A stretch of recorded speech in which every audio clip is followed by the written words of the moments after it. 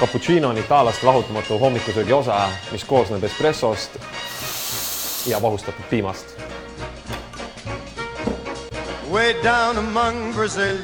Väga tihti kasutatakse cappuccino jaoks liiga suuri nõusid.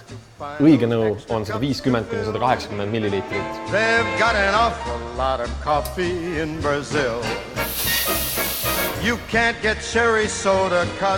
Oluline on, et piimatemperatuur oleks 60–65 kraadi ja cappuccinot peaks saama kohe juua.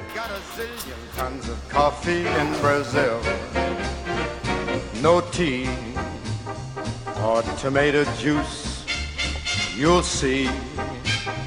No cappuccinot peaks saama kohe juua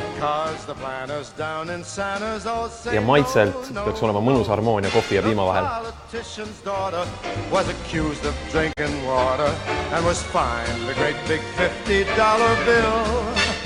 They've got an awful lot of coffee in Brazil.